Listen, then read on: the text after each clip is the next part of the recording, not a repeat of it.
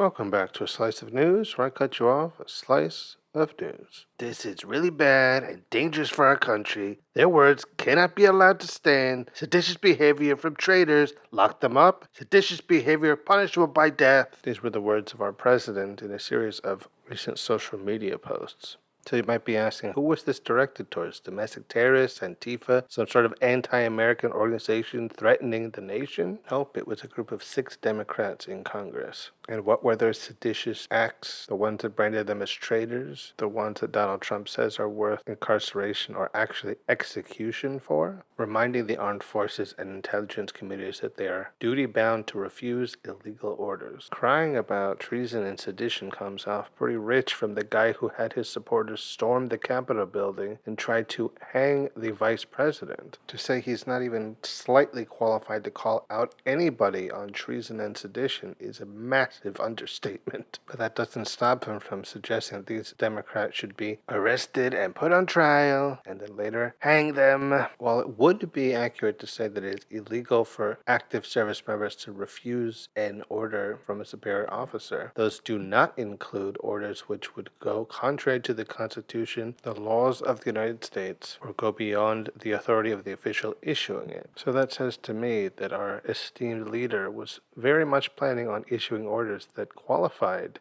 as illegal and didn't want anyone remembering that they aren't supposed to follow those. This whole thing came from a video issued a few days ago, made up of clips by several congressional Democrats who are also all veterans, saying in part, "You must refuse illegal orders. No one has to carry out orders that violate the law or our Constitution. We know this is hard and that it's a difficult time to be a public servant, but whether you're serving in the CIA, the Army, the Navy, the Air Force, your vigilance is critical. And know that we have your back." I mean, I don't know about you, but I certainly didn't hear anything seditious or traitorous there. But apparently the president did, enough to call for their executions for treason against the nation. Really makes you wonder what he's got planned if this has gotten him so agitated. But it could just be he doesn't appreciate the armed forces and intelligence communities being reminded that their allegiance is to the Constitution and the law, and not to him. Personally, I don't really see what the problem is. If it were true that every order the Commander-in-Chief issued was lawful and above board, then he would have nothing to worry about, because they're not saying, don't obey the Commander-in-Chief, don't follow the orders that he gives you, as many of the president's fellow Republicans are suggesting they are. They are very specifically calling out not following illegal orders, not following orders that go against the law or the Constitution, not saying in general, don't listen to the president. I think it's really concerning just how many Republicans are saying, yeah, these Democrats shouldn't be saying these things. They're telling the armed forces to disobey the president's orders and to be insubordinate. They're practically one step away from saying, if the president orders it, it's not illegal. And the suggestion anything he orders could be illegal is treasonous. Tennessee Representative Tim Burchett said, if this were any other time in history, these folks would be in chains and they'd be in prison. But in prison for what exactly? Nothing they said in that video was inaccurate or untrue, and the fact that Republicans are taking those statements about not following unlawful or unconstitutional orders as an attack on the president's authority or as a call for insurrection strikes me as deeply concerning, since it really calls into question what it is that they are willing to accept. If merely cautioning those who serve against following orders that directly go against the laws of this country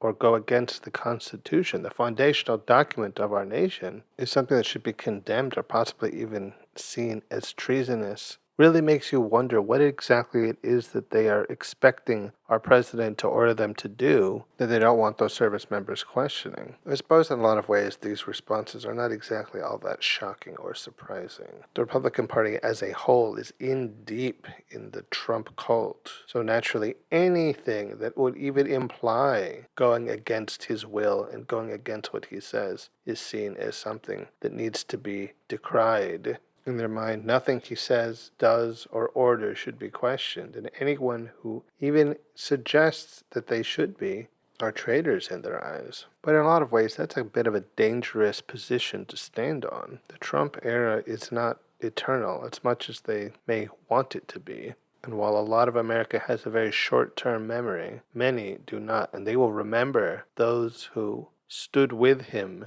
and pledged blind loyalty to his authoritarian regime. While it may be arguable that a lot of their loyalty comes from a place of self-preservation and a fear that if they don't bend the knee, they will suffer the consequences from the president.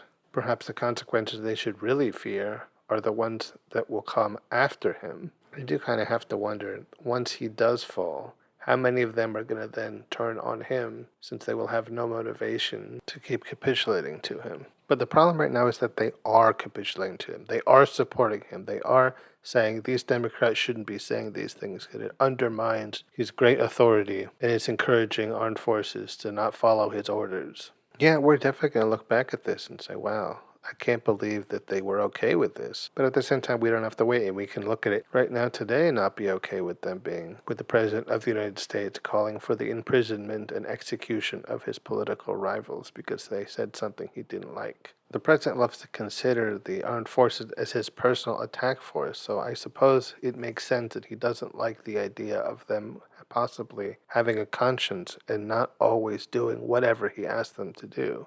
Especially if the thing he wants them to do is illegal, as many of the things that he has already asked them to do have been. I guess he doesn't like the idea of the Democrats reminding the armed forces that if he tells them to do crimes, they're not bound to actually do them, just because the president told them to. And as history has shown us, the "I was only following orders" defense doesn't always get them as far as they might hope. The president may have immunity to doing crimes, but they don't have that sort of presidential immunity. So I'm not really sure how advising them against doing illegal things, even if the president orders them to do them, is something that should be so negatively received. If anything, it's really just an attempt to keep these service members safe in the future. Because in the future there will be consequences if they do in fact follow unconstitutional illegal orders. And the consequences will not be falling on the president, it would be falling on them. In a lot of ways, it's hard to imagine how the statement that boils down to, hey, don't do crimes. If somebody asks you to do something illegal, you're allowed to say no and not do it, would be a controversial statement to make. But I suppose in the context of an administration that very much would like the armed forces to commit crimes on their behalf, maybe it's not so hard to understand after all. But at the same time, a lot of this feels like manufactured outrage. And when you think about it, it's not all that hard to figure out why they're manufacturing the outrage in the first place. And that reason starts with the E and ends in Epstein files. I'm not going to go as far as to say this is entirely just as a distraction from them, but it certainly is helping to distract people from it and to take up mental real estate and space in the news cycle. Because the more people are thinking and talking about this, the less time they're thinking and talking about Epstein files. It seems pretty clear that even though whatever files publicly released are going to be massively redacted and edited,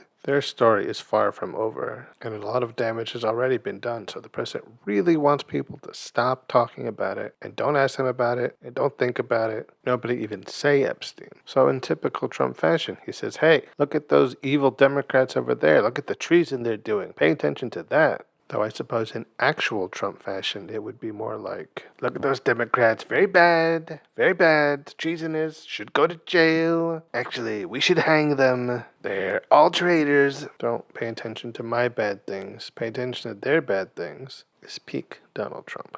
I can't imagine any other world leader talking about anyone the way he talks about Democrats. Every day, it seems Donald Trump finds a new way to show himself as a national embarrassment and a global embarrassment, really. Once Democrats take back political power in this country again, they're going to have a lot of work just rehabilitating our image on the world stage. Because if the American people elected this unhinged lunatic not once but twice to the presidency, putting their nation and their well-being in our hands doesn't seem such a safe idea. And honestly, if I was another country's leader, I don't think I could blame them. So while in the end it is most likely all just useless bluster meant to distract the populace from the damaging Epstein file revelations, The implications of a president calling out claims that not following illegal and unconstitutional orders is a treasonous and seditious act worthy of execution are incredibly troubling, as is the fact so many Republicans are okay with it and are actually defending what he said. But I suppose it can be said that we live in troubling times, so it's not all that surprising. We as a nation deserve better, and I hope very soon that's exactly what we'll get. Alright guys, that's going to be it for this episode of A Slice of News. I've been your host, Mr. Slice, and until next time when I cut you off another slice of news.